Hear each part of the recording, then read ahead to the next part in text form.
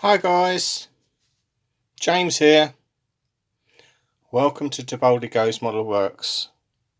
Now, a few days ago, you will have seen a nice little, terrible little short by me showing a mystery kit. So,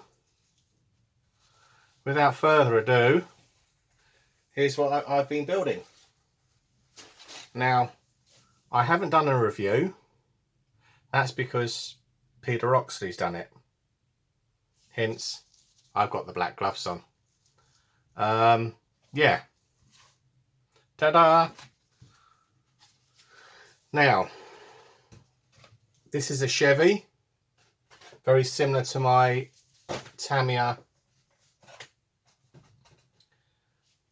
kit. Obviously, not a 4x4. It's not four-wheel drive like this one. Again, the kit requires patience and time to build up the chassis, which is something I was in fairly short supply because, unfortunately, unbeknownst to me, I had a stroke. So anyway, still ongoing for the physical therapy and whatnot for that. So obviously it's been a slow process in building up the chassis. But firstly, I just need to point this out in the instructions. Now, ICM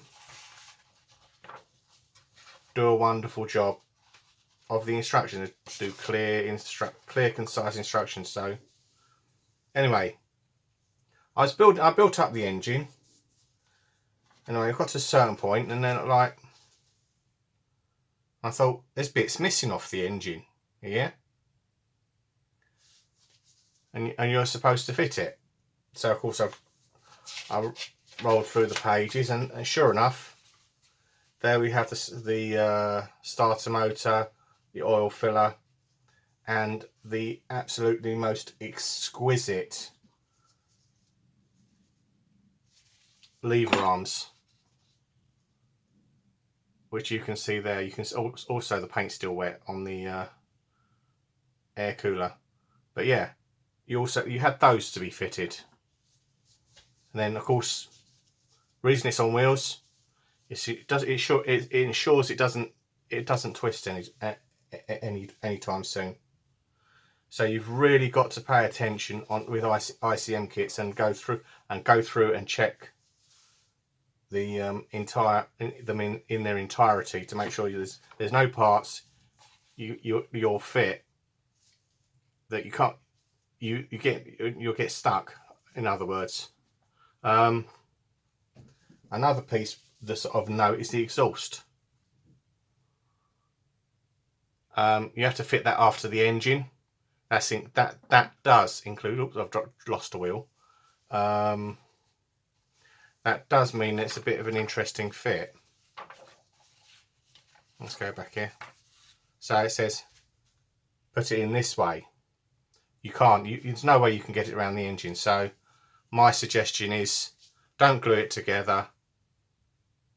Slot it in from the top, and then glue it into the manifold, and it will stay, because the fit is so good, it will stay there, and you can build up the rest of the exhaust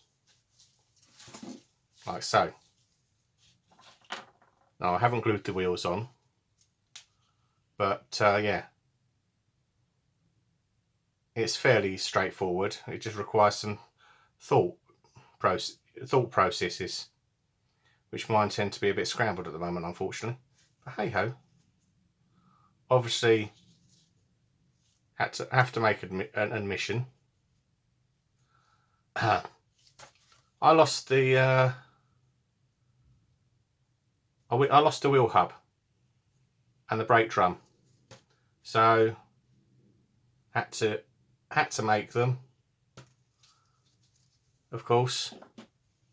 So it didn't stop me. It was a piece of Tamiya plastic to make a space for it.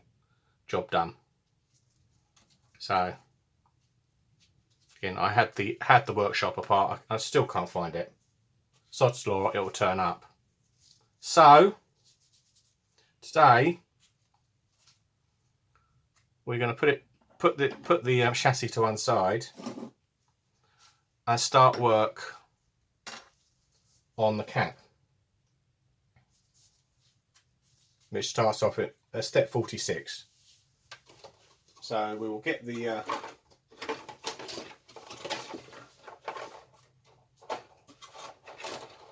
I should actually correctly say it was kindly sent to me by Peter. I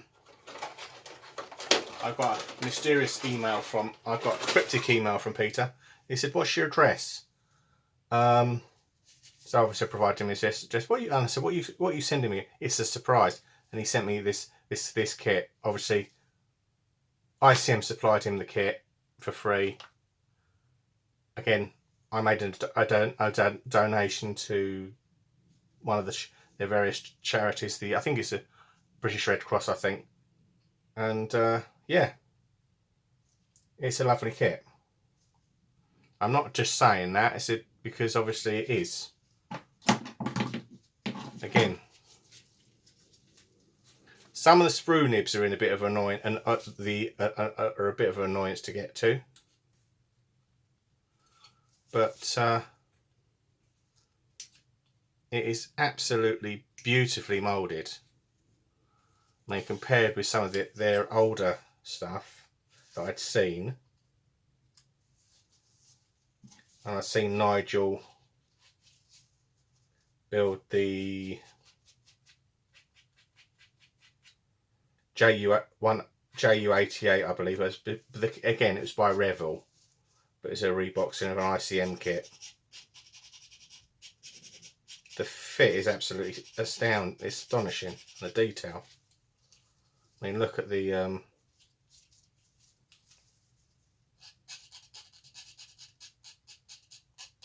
you don't have to worry about sprue nibs too much because they tend to melt when you hit it with plastic, hit it with glue. I mean, the plastic is very akin. It's very soft. Just take the gloves off because I'm not getting hot hands.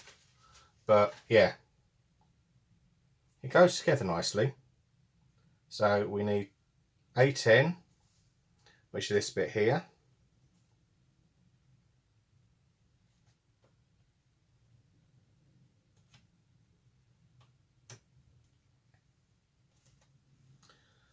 And A8, which is this bit here.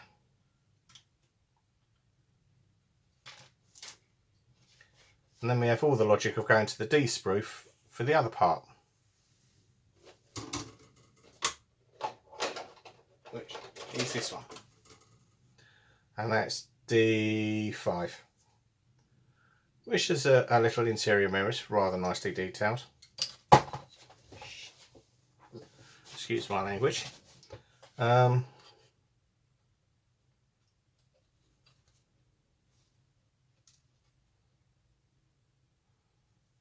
But no, you can see here they put the sprues slap bang in the middle of the parts. So obviously some of these parts, when you remove them, you might be careful removing them. They'll snap, but they're literally glued back together.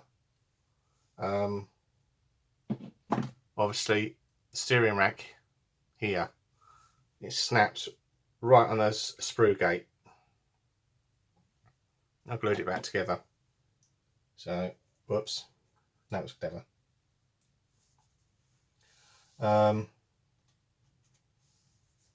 Right.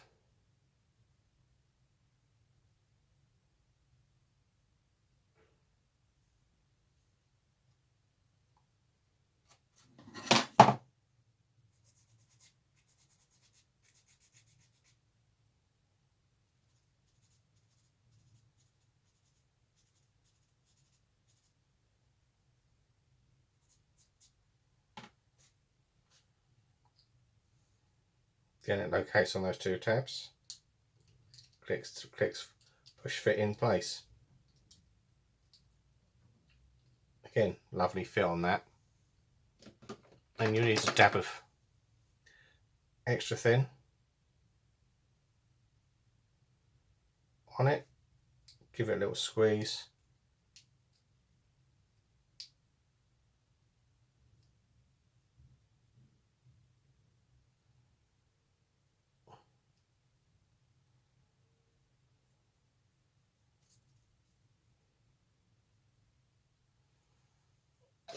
A little tack in place.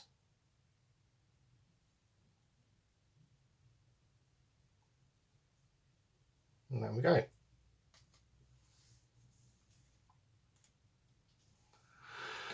And this part will have a fair bit of clean up on this.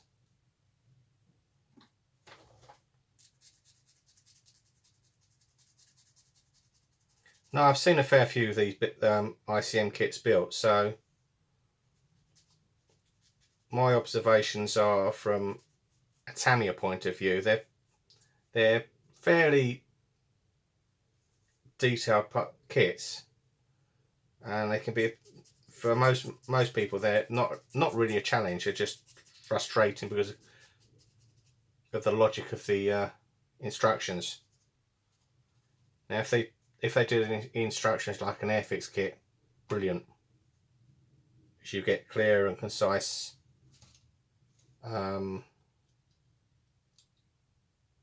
details throughout.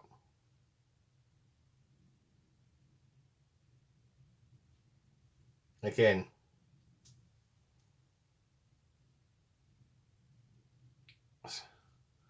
I still haven't got those sprue nibs off.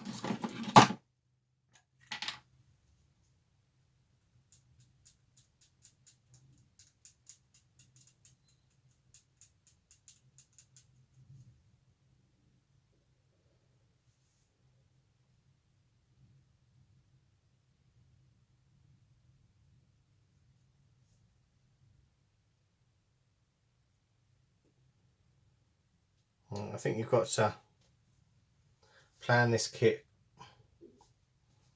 You've got to look at this kit when you build it. So obviously here it says to glue the mirror to the thing, but obviously you've got to glue this thing in place. So obviously there's no way you're going to want to put your finger on it. You're going to snap it off. So it's, again, you've got to make a decision on the parts.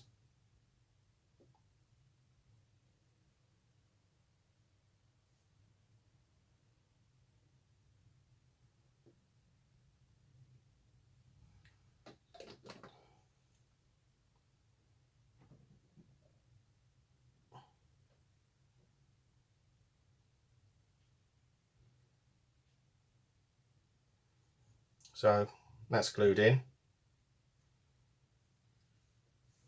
And I've got to fit the door mirror, which I shall do off. I will do off camera.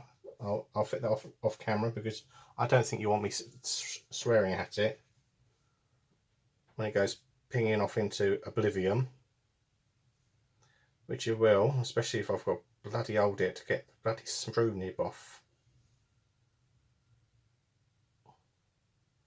Yep. No, I'm gonna have to do that one off camera. It's too fiddly. So I shall see you anon. Right, back again. So basically, fit all the gear levers, handbrake, and the various things for the four-wheel drive, and the diff locks, etc. And the wing mirror, the rear view mirror. I know it's at an angle, but then again, most people in the car have the rear view mirror at an angle, or they don't have. Most trucks don't have them. The reason I started up the video again, because I was basically going to progress a bit further, is just to show you the fit of the seat. it's fantastic. I mean, it's the, obviously this piece is an insert piece, an insert piece, and it pushes in and it clips in. Again, 2 location pins and wallop. And then the seat sits in there. Now this is the back of the cab. Has 4 ejector pins. I polished them out. I've done a nice job, polished them out. Again, all by the top 2 all by the tops of the top 2 are virtually invisible. So, do you clean up ejector pin marks, or don't you? Well, you do it for your own state of mind and sanity.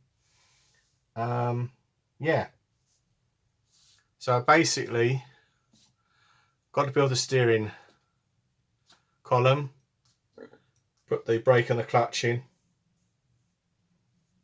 and then fit the roof on to the back panel, and then obviously tape it all together and let it sit in the right place, and then obviously paint the interior. But I won't put the steering rack in, this piece in, until I fit it to the chassis, because obviously where it goes to the steering box, which is on the chassis, is here, may cause an issue. So I shall leave it there for the moment, and I'll see you again. Bye for now. Oh, and a big, huge thank you and welcome to all my new subscribers. Thanks, Nigel, for your kind shout out the other day. And a huge thank you to Peter Oxley and ICM for the kit. I'll put the link to Peter's review in the description. Okay, right. Now I can say bye for now.